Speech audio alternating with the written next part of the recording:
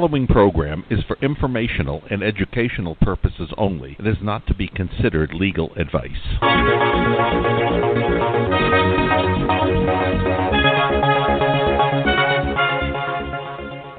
Fraudsters Radio was created to expose the many scams and frauds that have so infected society today. Scammers, fraudsters, and rip-off artists abound, whether it's scamming homeowners with bogus foreclosure relief services, dating fraud, incompetent lawyers, or consumer rip-offs. It's high time the public has a voice. If you work in a profession that deals with fraud, or if you believe you were or are a victim of fraud, you now have a radio listening public that wants to hear from you. Please feel free to message us through our Fraudsters Radio Facebook page, and we may have you on the show as a guest. If you'd like to call in for today's show, the number is 646-668-8512.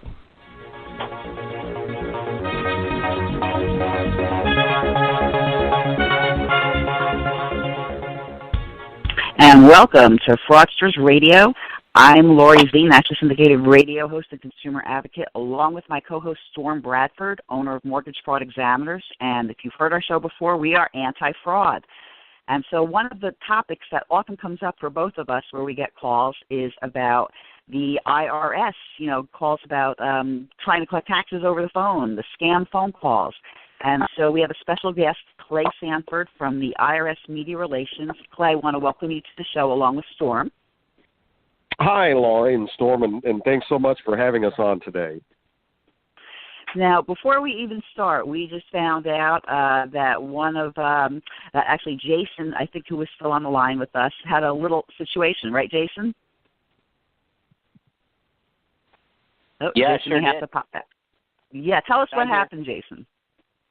Oh, I get calls all the time from these people, and they call up, and it's a foreign accent, and if you don't press like number 1, number 2, whatever like that, it just goes to this really threatening digital thing that basically telling you're going to go to jail within 24 hours. They got the people coming to you, so you click on, and then they try to get you to. They try to say, well, you didn't pay this amount of money in your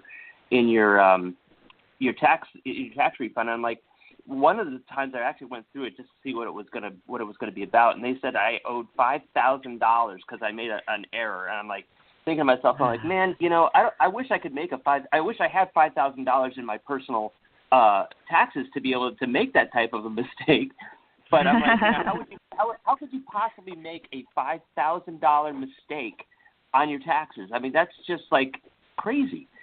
So I went through it, and then he's like, okay, well, all you have to do is send it to the prime minister, because if you can't go through the IRS because they're already coming after you, you have to do it through the prime minister. I'm like, well, first of all, we don't have a prime minister here, so that's pretty funny.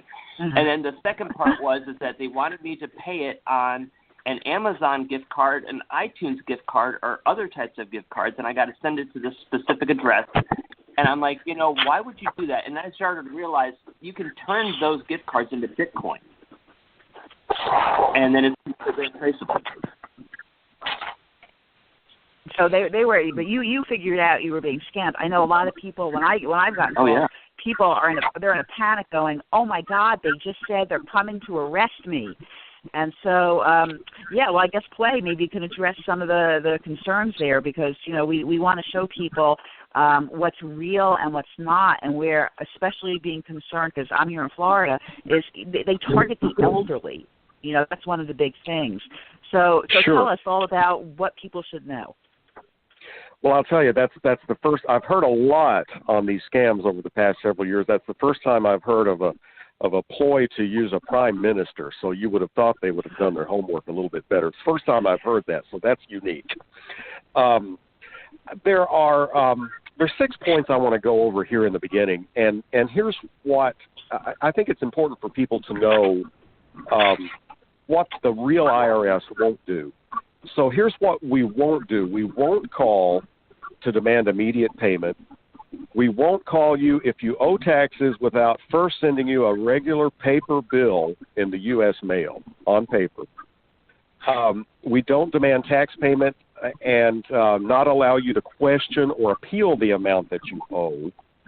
We don't require that people pay in a certain way. For example, we don't demand that you pay with a prepaid debit card. And so many of these scammers ask for those when they make these phone calls. we don't ask for credit or debit card numbers over the phone, and we certainly don't threaten to bring in local police or other government agencies to arrest people without paying. And then lastly, we don't threaten with a lawsuit. So I think the two main things to remember out of these 6 points is that you're going to get a bill in the mail first. Normally that's going to happen before you would ever get a phone call from IRS. Now, a let me just legitimate ask you, phone call, I might add. Yes. Can the letters, nowadays, the letters that come from scammers, because I actually had this situation happen through the state where I got a letter from the Department of Corporations, only it wasn't an actual letter from the Department of Corporations. It was a scam. And so the bad guys are making letters that look, are they making letters that look just like the IRS letters and doing it that way? Yeah, we have seen that. Probably not as prevalent as these impersonation phone calls. We've seen letters, and we've also seen emails of what we call phishing with a PH emails. We've seen that over the past several years too. The main things about these is that they're trying to prey on people who aren't, on top of their own tax situation, or people who, say, for instance, you had mentioned senior citizens. There are senior citizens, of course, who are in situations where they may not have been required to even file a tax return for several years. Portions of their income, or maybe a large portion of their income, may be non-taxable. So even with the letters, the best thing to do if you have a question about your own taxes is to call someone at IRS who can help you with your account. And I'll give this number probably more than once during this phone call, but the IRS helpline, where you can contact an IRS person who can pull up your account and speak to you about it, is 800-829-1040. Or another way to remember the number is simply 800-TAX-1040.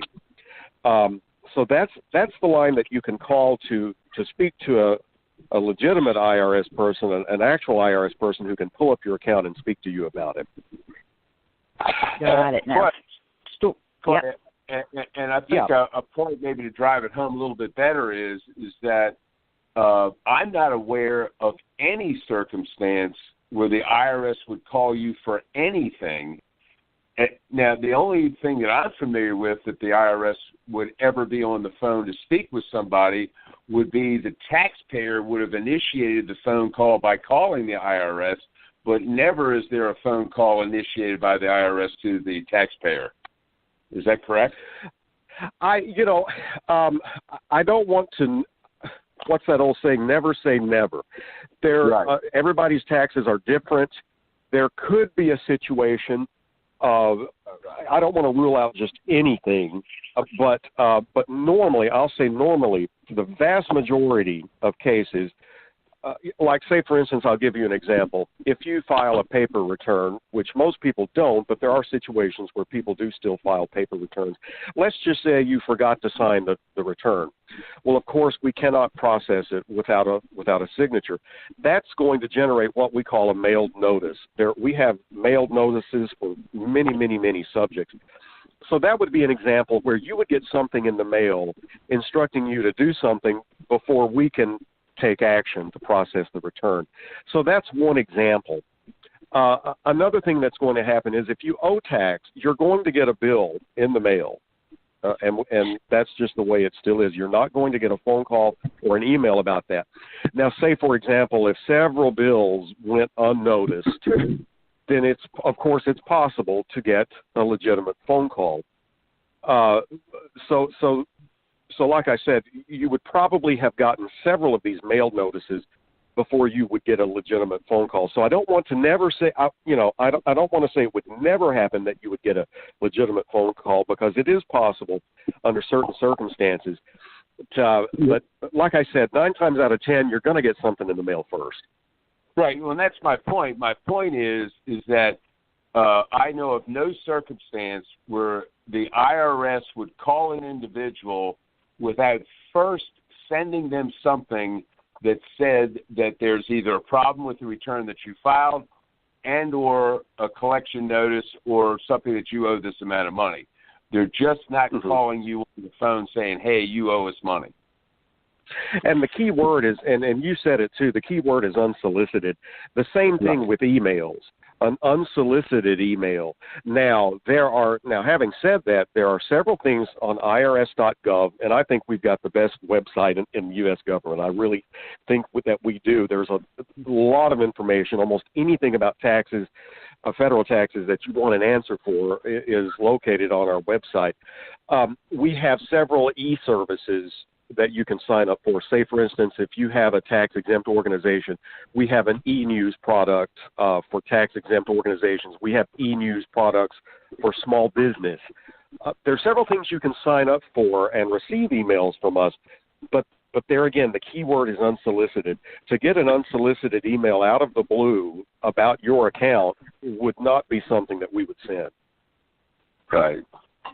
Also, too, Clay, you also have on your website, I'm very familiar with it too, that you have a list of the different types of scams, do you not? We do. That's right. Yes, we have. There is. Yeah, I was going to say, so part of the issue though too is people don't know to go to the website. That's why they're already taxed when they get the phone call. And so, like Storm was saying, if it's a legitimate phone call, it would come probably after a lot of actual mail. But there are people who just get calls from the IRS who it's just a scammer to begin with and actually has nothing to do whatsoever with their taxes. They're just trying to get the money, like what was happened with Jason. That's right. They're either after money or they're after some part or all of your personal information so that they can do nasty things like open credit accounts. And I mean, the sky is the limit. We've seen a little bit of everything. So they're either after money or they're after some type of information that they can use against you. Okay. Clay, getting back to some of the scams that I know the IRS is aware of, I know that we've received a lot of information from individuals that, and we try to tell them, we say, look, this is absolute total nonsense. But you have organizations out there and groups out there that are telling homeowners that they have different stories. $10 million in a Treasury account, $100 million in a Treasury account. They can make up these bogus site promissory notes. They could pay off cars. They could pay off their mortgages because this money's sitting in this Treasury account. Their Social Security number is the account number to use. Do you have any information on that you can our listeners could wake them up to? I don't have any information specific to that type of scam with me today, but I would just tell everybody this. When it comes to scams, if it sounds too good to be true, it probably is, and that's something that we've stuck with for a long time. Now, if you go to IRS.gov, we put out a press release every year. We call it the Dirty Dozen, the Dirty Dozen scams, and we try to list those in order as as the most dangerous that we're seeing. And I'm not so sure that scam wasn't listed or hasn't been listed as one of those Dirty Dozen scams over the past several years. But if you want to read more about these, you can go to our website. It's irs.gov, and we've got a search box in the upper right-hand corner of the website, and just type in the words Dirty Dozen, and you can read about several of these that have gone on, over the past several years. Gotcha. All right, well, guys, what we're going to do, we're going to go to a quick commercial break. When we come back, we're going to be talking more about the IRS tax scams and what you can do. Stay with us.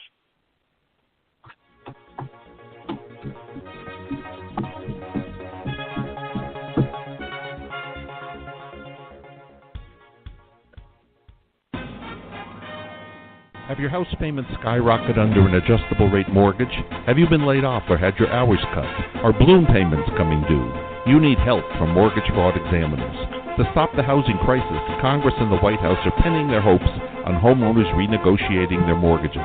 The trouble is, the banks are saying no 80% of the time. Mortgage fraud examiners can help you get the leverage you need to turn things around. They estimate that up to 85% of all mortgages are legally deficient.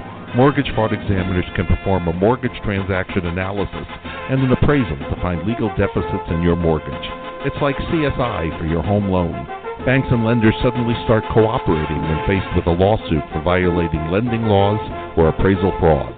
Find out how mortgage fraud examiners can help you. Visit Mortgage Fraud Examiners. Call 844-920-7200. That's 844-920-7200.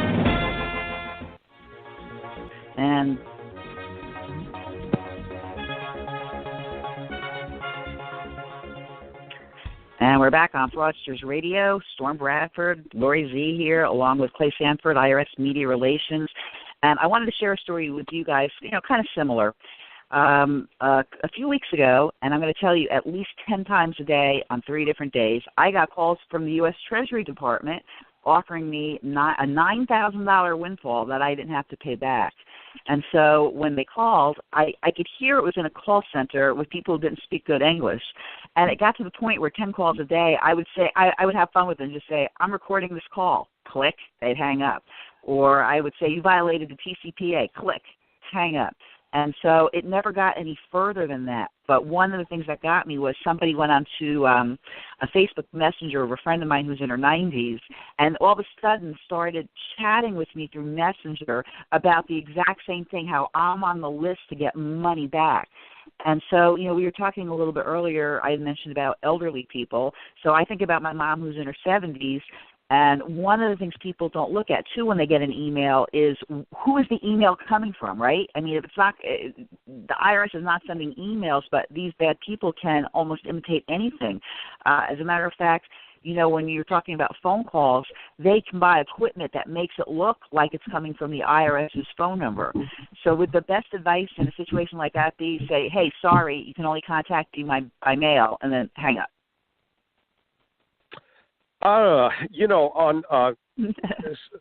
So what's your question again? Well, it's called spoofing, what you're talking about, when they, right. When it looks like it's someone else calling. Now, we see that with the phone impersonation scam. We've had victims who have reported that they would get this call, and the scammer would say, well, if you don't pay this right now, you're going to get a visit from your local police department. So the people would hang up the phone, and then they would get another phone call, and right on their caller ID, it would say, Smithville Police Department or wherever they live.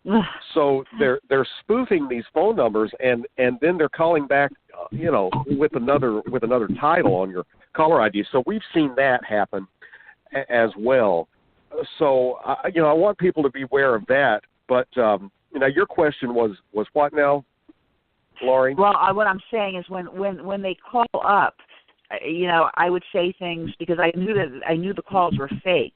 But there were so many calls, like 10 calls in one day, that for each call they made, it was from a different phone number. Okay, so I would blacklist on my phone each of these numbers. But then they call from another number, and I would say something like, I just want to let you know I'm recording this call, and they'd hang up. Or you're violating the Telephone Consumer Protection Act. They'd hang up on the call. So I would say something, and I figured if I keep doing this, they would stop calling me. And then a few days later, they call me from 10 different numbers. And a few days later, they call me again from 10 different numbers. And then I get a Facebook message from a friend, which she was hacked, saying, oh, have you had a chance to see you're on the list for the $9,000 windfall? And I'm like, block them on Messenger because it's not my friend, obviously. How many people fall for these? Because, there must be millions or billions of dollars that these guys get, the bad guys. Our best advice is simply hang up on these callers. Now, I can only speak from the IRS point of view, but now when someone calls and tries to impersonate the IRS and you identify that as a scam, the best thing you can do is hang up the phone. Now, we do like for people to, if they have the phone number, if you've got a few moments, we do appreciate people reporting the number and to us and telling us as much as they can about the scam, so that we can hopefully take them down, and I'll give you a way to do that as far as the IRS impersonation scam. There is a branch of Treasury called the Treasury Inspector General for Tax Administration, and that's TIGTA, TIGTA for short. And if you go to their website, it's www.tigta.gov. If you go there, you'll see a little red icon. Well, it's actually a large square red icon where you can report these IRS impersonation scammers. And they do appreciate getting that information. And, of course, there has been success in taking some of these down. I don't have any statistics or specific information on that, but we do appreciate getting that information if people would take time to report them. Got it. And Storm, I know you have more questions, so why don't you go ahead?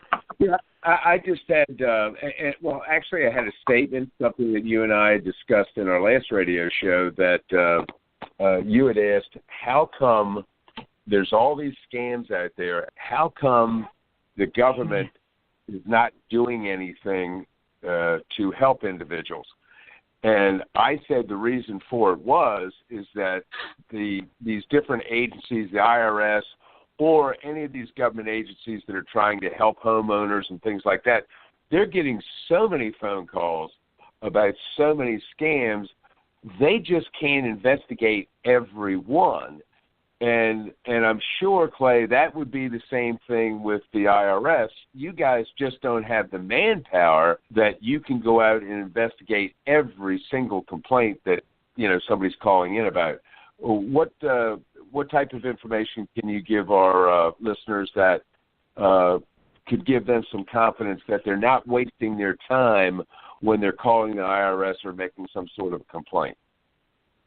Well, of course, if you go to our website, you can read on the website where we have had success, of course, referring cases to Department of Justice, and most certainly you can read about cases that have been prosecuted every year that have involved tax fraud or tax scams. But as you said, of course, it's a big world. Now, with the resources that we have, we do the best job that we can. But there's always something cropping up. There's always either a new twist on an old scam or an entirely new scam going on. And, unfortunately, there are copycats out there who will, take a bad idea and try to go forward with it. So we feel like one of the best things we can do is try to inform the public about what these look like and how to stay on guard to protect yourself against them. Right. Well, I went to the website on the break, and I looked at your Dirty Dozen, and I couldn't find anything at all dealing with this nonsense that everybody in the United States has $10 to $100 million in an account. Maybe we can get you back on where you can come in and give us some information on that, because I know that there's Facebook groups, LinkedIn groups, and other groups that's promoting this, and it's big. Majority of our listeners are homeowners that we're trying to educate about all the scams that are out there, and this is something that, I have people call us almost, we probably get at least 2 or 3 calls a week where they're telling us, look, I know for a fact that I have $100 million in a Treasury account. And I said, no, you don't. Oh, yes, I do. Excuse me, I'm telling you, you don't. And there's no place that I can go other than for me to say, hey, look, use some common sense. If everybody, there's millions of people in the United States, if everybody had $100 million in an account, it just doesn't, the numbers don't even make sense. So you can't leave your common sense at the front door. But it would be nice to, because this is involving IRS, which is a department of the Treasury, that there be something on your website, because there are literally tens of thousands of people who believe this stuff. Yeah, and like I said, definitely we would like to have information on any kind of scam that's out there that's using the IRS as a ploy. And while we're on that topic, we talked about spoofing also, right. of course. IRS employees have badge numbers. We've even seen calls, or we've heard about calls, I should say, where the scammer will even give a badge number to try to make themselves sound more authentic. And there is, if that ever happens to you, if you do get a phone call and you want to make sure that you're actually talking to an IRS person, if you can also call our 800-829-1040 line that I gave you, and they can verify badge numbers of actual IRS employees. So, if someone gives you a badge number and you don't want to take it at face value, you can always contact us even to verify that. So we're seeing it all. We've seen twists on this, and I have to say that really the sky is the limit when it comes to these scammers. They won't really stop at anything. Right. Yeah. So the IRS is not going to come. They're not going to come knocking on your door. There's no real sheriff is going to come knocking on the door for the IRS. There's not going to be any emails from the IRS. And the phone calls, there's generally pretty much not any phone calls unless there's already been, something in writing and maybe the person has called up the IRS to verify. Sure. Like I said, I don't want to say that it would never happen, but there are instances where, you would most definitely get something in the mail. If you've got a problem. Like I said, even if you forget to sign a return, that's going to generate a mailed notice. So that's just one example of a mailed notice. All right. And then I got an unusual kind of question. I read not too long ago, can't remember the source of the article, but it was something legitimate, that said 1 out of every 7 people has a duplicate Social Security number. Now, do you know anything about that? Because I'll tell you, my mom was one of those people that has a duplicate Social Security number to someone else, and it wasn't discovered for many years. But how does the IRS deal with that if that's true and people have duplicate Social Security numbers and they're processing taxes? And that sounds to me like a pretty messy situation. Well, I don't have any, as far as how much of that's going on would probably be a better question for Social Security. But I can tell you that it is a scary thing if you file a tax return and then all of a sudden you're getting a notice from IRS that someone's already filed a return under your name and Social Security number. So that can be a scary thing. Of course, we will work with people to, if it involves a refund, we'll work with taxpayers to get their legitimate refund to them. I've been asked before, well, how long does this take? It largely depends on the case. We have people dedicated within the IRS to help people who have fallen victim to identity theft, and where it involves your tax return, of course. So definitely the first thing you need to do is contact the IRS if you think that your Social Security number has been compromised, and especially if you know that it's been used to file a tax return without your having known about it. Got it. And Storm, any more? Yep. Yeah, I was just going to mention to Clay as well, is that, I think a lot of people, when they hear the word IRS, it's just that word scares them to death. When people call the IRS, and it's been my experience and the experience of many people that I know, when you call the IRS, they don't bite, they don't threaten, they're not telling you that you're going to go to jail. If you do have if the IRS believes that there's a problem with your taxes and you may owe some money, they're just basically going to send you a bill and say, hey, here's your bill. This is what you have to pay. But from my experience and knowing people that are tax attorneys that deal with the IRS on a daily basis, that they're not this vicious monster that's going to bite their head off. They're going to be as nice as can be, and they don't make threats. They just basically will mail you something saying, look, you owe the money, and you got to pay it. That's basically been my experience. Can you talk a little bit about that? Well, absolutely. The IRS, of course, we are here to help people understand and comply with their their federal tax obligations. And so absolutely we have, you'll see the majority of the information on our website is to help people understand. We have a series of tax tips.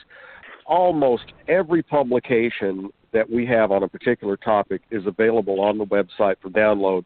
So a big reason of why we are here, or to, is to help people understand the deductions that they might qualify for, the credits that they might qualify for, that might reduce their tax obligations.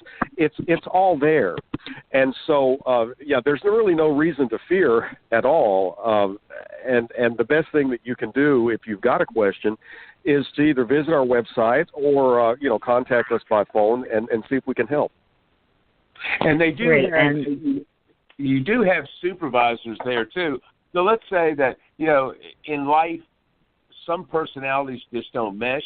So if you're talking to somebody at the IRS and you're having a little bit of maybe a personality conflict or something like that, you can ask to speak to someone else. Isn't that correct as well? Oh, sure. And that brings me to another point, too, Storm, that I wanted to bring up. There are several different ways to get your questions answered. Now, 25 years ago, before the advent, before the Internet was as widespread as it is now, used to people would go to the post office or to the library to pick up what publications were available or the tax forms that they needed to fill out their tax returns. And I can remember doing this myself, going to the post office, picking up a Form 1040, filling it out. These days, it's all available on the website. Even publications you would have had to order in the mail previously, you can download on the website. So IRS.gov is the first resource. Then also 800-829-1040 is our tax hotline. That's where people can pull up your account, talk to you about it. If you need face-to-face assistance, that is available too through our taxpayer assistance centers. And there again, if you go to irs.gov and in the search box, just type in Find My Local Office. You can find local offices that are located in towns and cities across the United States. And you can make an appointment by calling a number to speak to someone face-to-face who can pull up your account and talk to you about it. Okay, good stuff. And I'm going to ask you guys to hold your thoughts just for a moment. We are going to go to a commercial break. Back in a moment.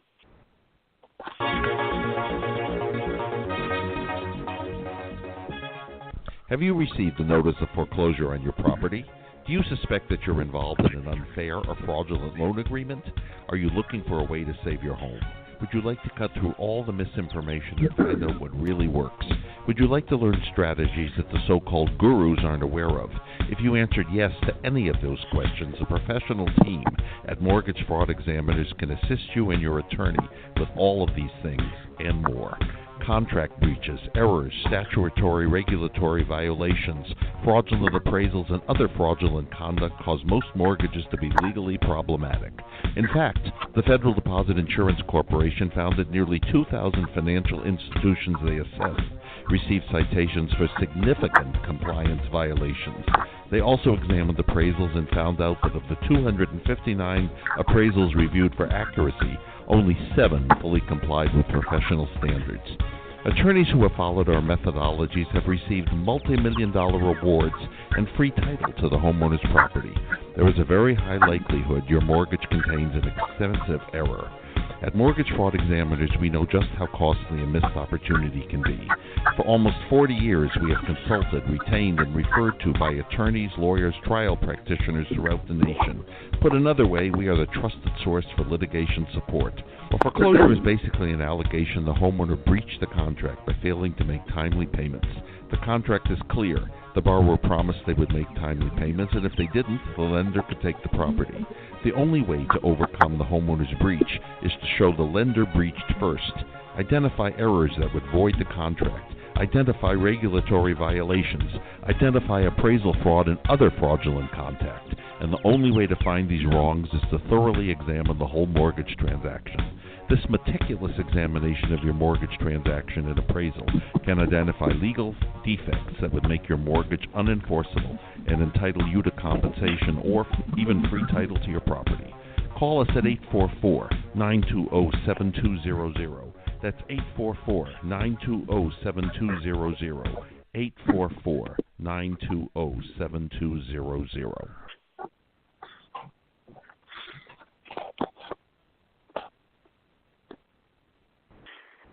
And we're back on Fraudsters Radio. This is Laurie Z with my co-host Storm Bradford, and we've got Clay Sanford from the IRS Media Relations.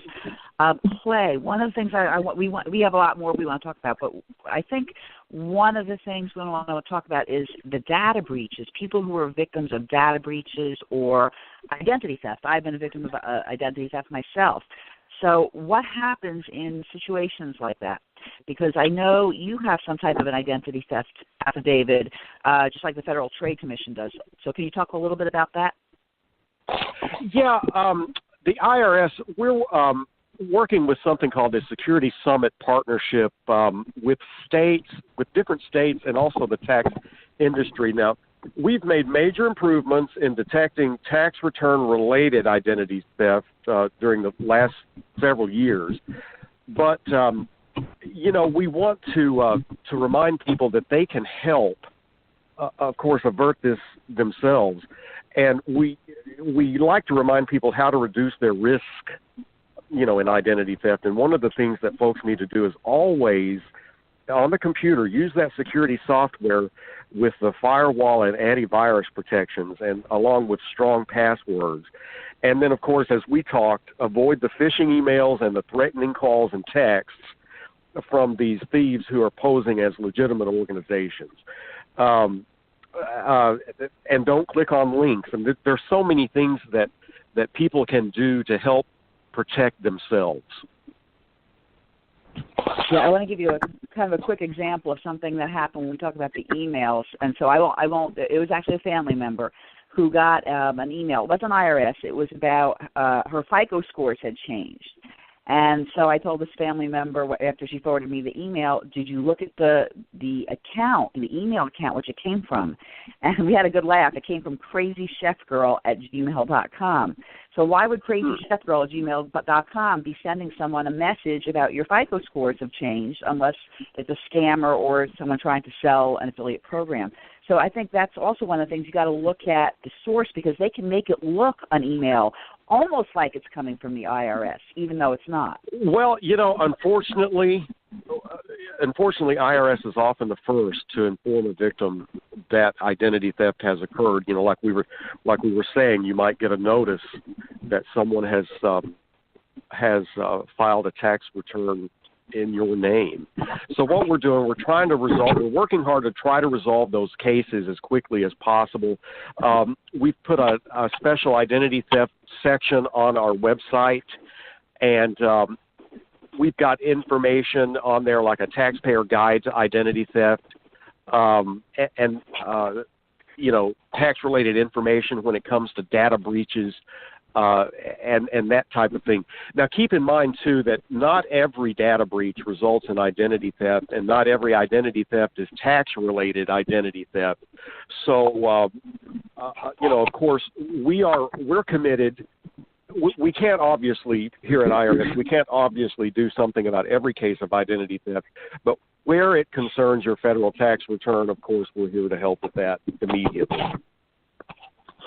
Clay, could you talk a little bit about, for our listeners as well, that I know may or may not be aware, but the IRS has what they call a taxpayer bill of rights.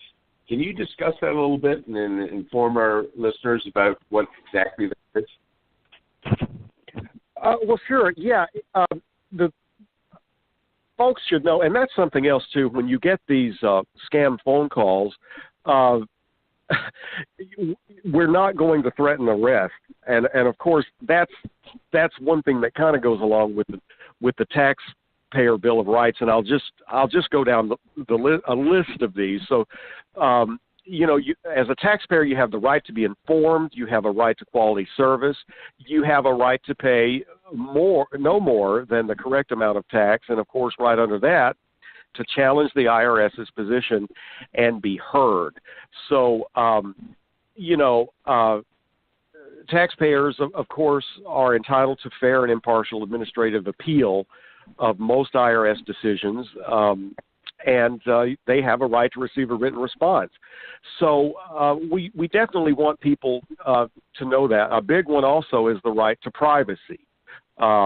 Anything that happens between a taxpayer and the IRS is, of course, protected under disclosure laws. And that's another taxpayer right. So several of them, and those are all available, to look at there on the website too.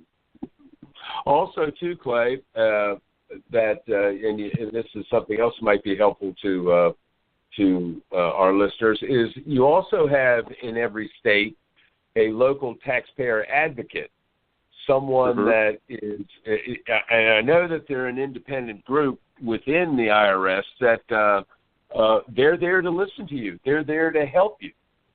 Can you talk a little bit about that?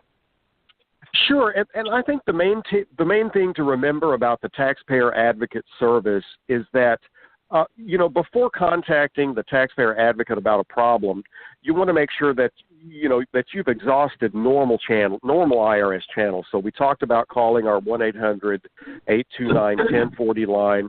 We talked about making appointments at if you want to speak to someone face to face, about making appointments at a taxpayer assistance center that are located in various cities across the United States.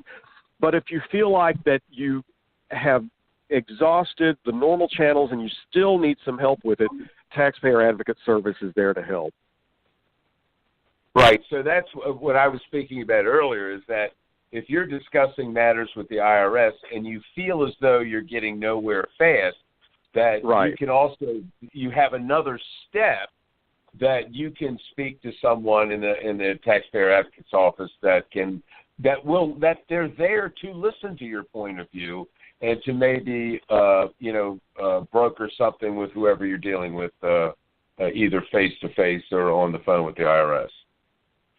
That's right. There are several. Some people may only be familiar with and they may not have even heard of our 800 phone line, like I've been talking about. They may not have ever even heard of a taxpayer assistance center. But there are several ways for people to get help, and the website should be your first stop, and then naturally you've got your other options after that. But there is a lot of information on the website. For example, like we've discussed, a tax situation is different and can be different every year. Like you may have had an illness. You may have medical deductions one year that you might not have had before. You may have fallen on hard times. Let's say maybe you've lost your job or you've got a significantly reduced income, and you may have a case where you can apply for something called the Earned Income Tax Credit. That can help out a lot. So tax situations change every year, and you want to be familiar with what's out there and what can help you with your particular situation for any given year. And how about, Clay, I know that it's something that some people may have lost a job, something happened, they didn't file a tax return that year, and then the next year they may not have filed a tax return for a couple of years, and then all of a sudden it's, oh my God, I haven't filed a tax return. I better not call the IRS because maybe they're asleep at the switch. I don't know what to do now. I haven't filed tax returns. I'm going to go to prison. Can you help alleviate some of those fears that for some of these taxpayers that have missed maybe filing return for a few years, what exactly can transpire, that they're not automatically going to prison because they didn't file a tax return? Sure, and there again, every case is different. The worst thing you can do, of course, is just the worst thing you can do is forget about it and sweep it under the rug. You don't want to do that. If you've missed a tax return, or even if you're late on a tax return, the best thing that you can do is to go ahead and get it filed. There again, we have people that you can talk to. say, for instance, if you're in a situation like that, you might want to make an appointment at a taxpayer assistance center. If you owe tax, there are even payment plans that you can sign up, apply for, sign up for. Several different ways to handle this, but the worst thing to do is to just let it, go on the way it is, because then you're going to run into, if you owe tax, you're going to run into penalties and interest and that type of thing. So you don't want to let it go any longer than you have to. Got it. So all right, I'm going to. Yeah, you can have a $1,000 tax bill, and because of interest and penalties, you're not paying it. Now becomes a $2,000 tax bill. Yeah, bad things can happen with penalties and interest, that's for sure. I get the question a lot. People even, and it's probably, it may be common to think, well, I just don't have, I owe $500 and I just don't have the money to pay. Well, let's say the tax deadline is April 15th, as it normally is, and you just think, well, I'm not going to file because I don't have the money to pay what I owe. That's the worst thing you can do. The best thing you can do is go ahead and file the return, and let's say you owe $500 and all you can pay is $100. Well, if you go ahead and pay that $100, you're going to at least avoid penalties and interest on that amount. And then you're also going to avoid the failure to file penalty. And in most cases, the failure to file penalty is going to be substantially more than failure to pay. So I don't want to complicate. I don't want to make this sound any more complicated than you may think it is. But you're always better off to go ahead and file a return, even though you can't pay all of what you owe.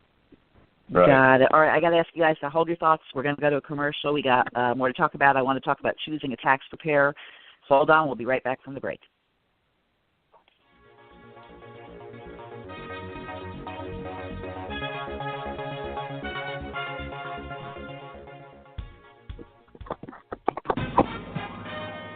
Have your house payments skyrocketed under an adjustable rate mortgage? Have you been laid off or had your hours cut? Are balloon payments coming due? You need help from mortgage fraud examiners. To stop the housing crisis, Congress and the White House are pinning their hopes on homeowners renegotiating their mortgages. The trouble is, the banks are saying no 80% of the time. Mortgage fraud examiners can help you get the leverage you need to turn things around. They estimate that up to 85% of all mortgages are legally deficient. Mortgage fraud examiners can perform a mortgage transaction analysis and an appraisal to find legal deficits in your mortgage. It's like CSI for your home loan. Banks and lenders suddenly start cooperating when faced with a lawsuit for violating lending laws or appraisal fraud. Find out how mortgage fraud examiners can help you. Visit Mortgage Fraud Examiners. Call 844-920-7200. That's 844-920-7200.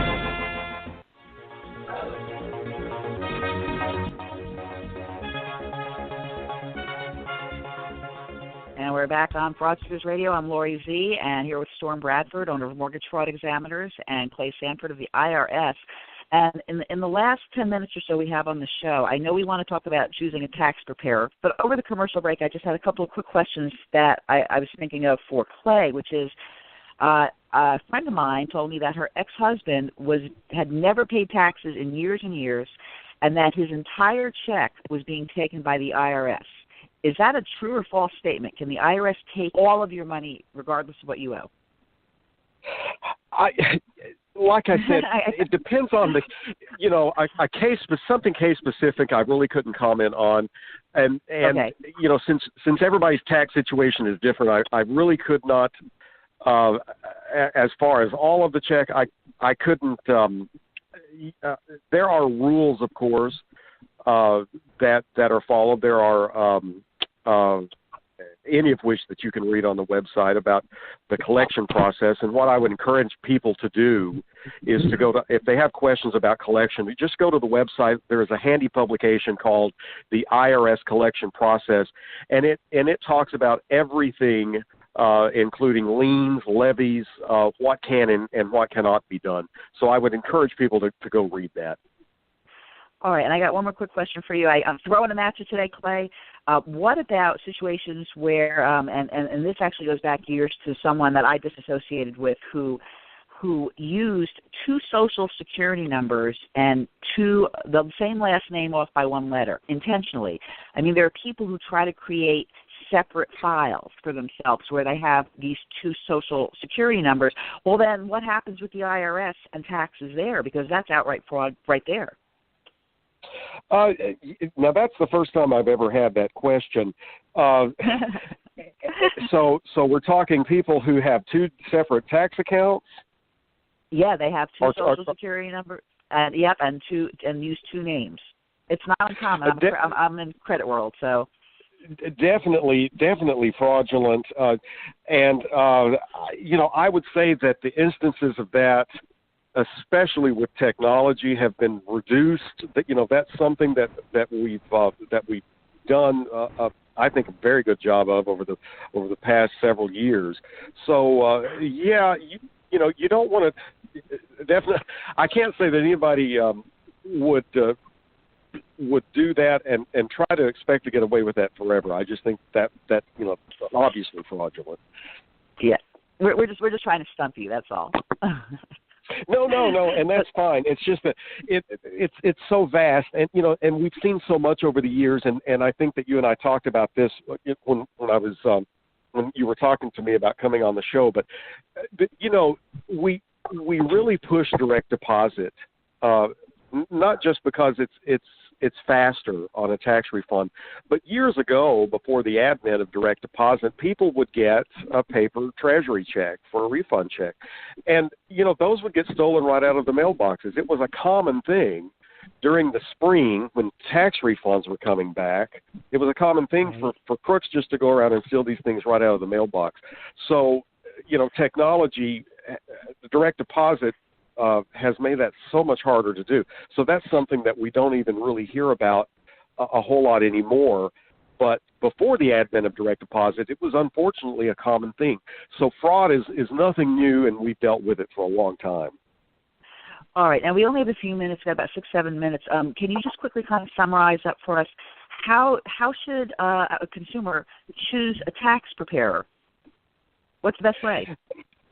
Well, that question is another common one, and I want to just say this. Some people may have used a tax preparer from the day that they got their first job, maybe when they were 20 years old. Others may have done their taxes themselves. Say, for instance, if you've got a small business, you may have done your business taxes, your personal taxes yourself. Then all of a sudden, you might be all the way up to 55, 56 years old and think, my business has grown to the point I can't do this anymore. I need to get some help.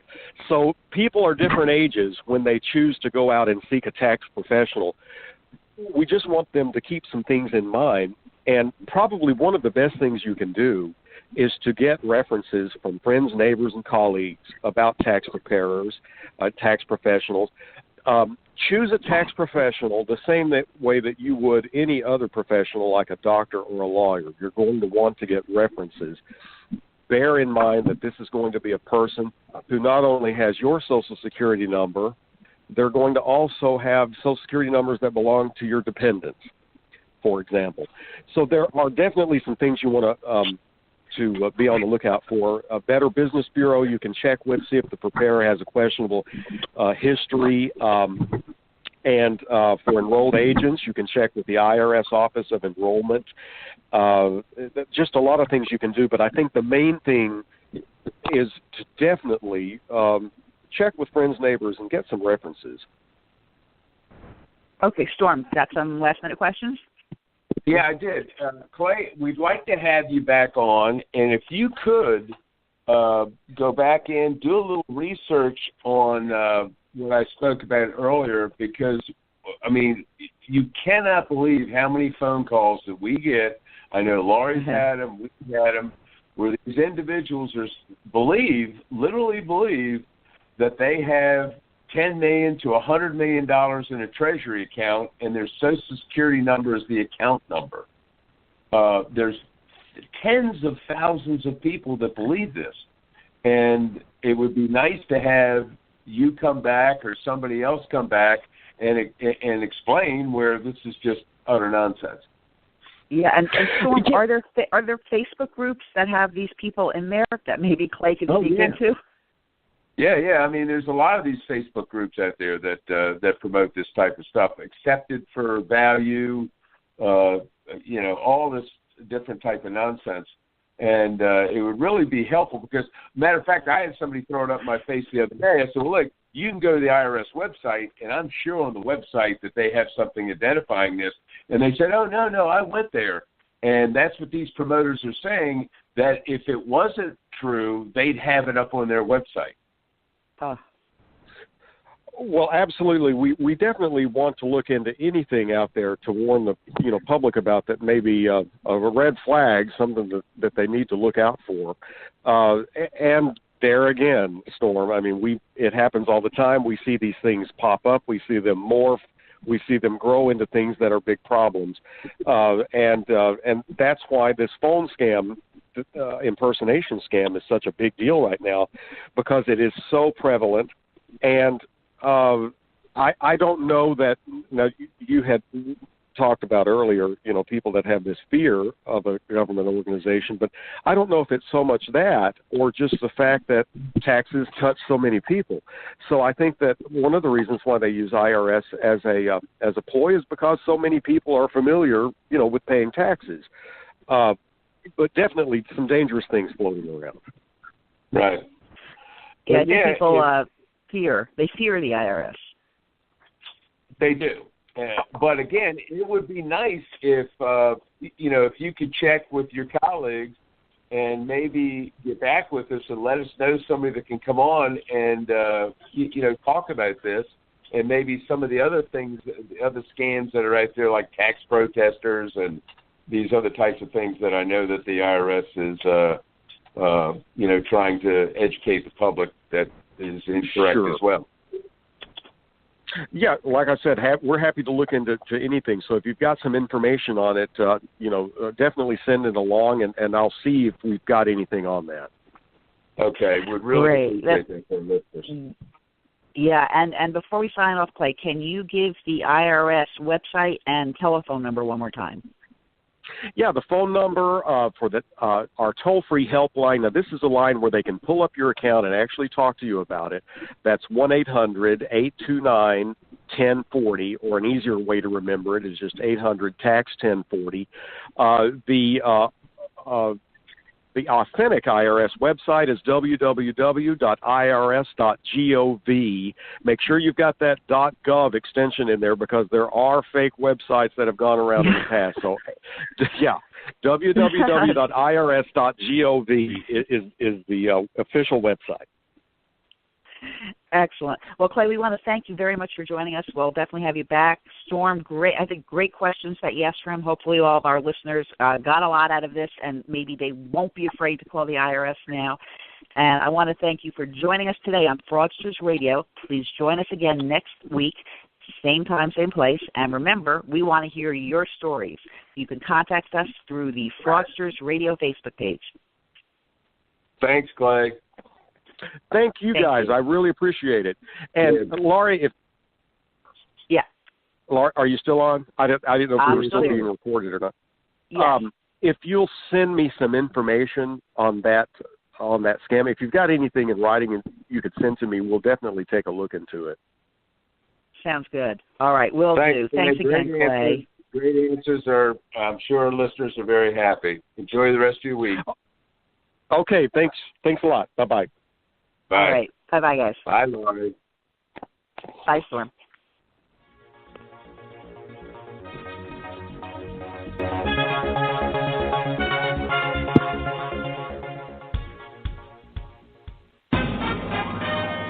Have your house payments skyrocketed under an adjustable rate mortgage? Have you been laid off or had your hours cut? Are balloon payments coming due? You need help from mortgage fraud examiners. To stop the housing crisis, Congress and the White House are pinning their hopes on homeowners renegotiating their mortgages. The trouble is, the banks are saying no 80% of the time. Mortgage fraud examiners can help you get the leverage you need to turn things around. They estimate that up to 85% of all mortgages are legally deficient. Mortgage fraud examiners can perform a mortgage transaction analysis and an appraisal to find legal deficits in your mortgage. It's like CSI for your home loan. Banks and lenders suddenly start cooperating when faced with a lawsuit for violating lending laws or appraisal fraud. Find out how Mortgage Fraud Examiners can help you. Visit Mortgage Fraud Examiners. Call 844-920-7200. That's 844-920-7200.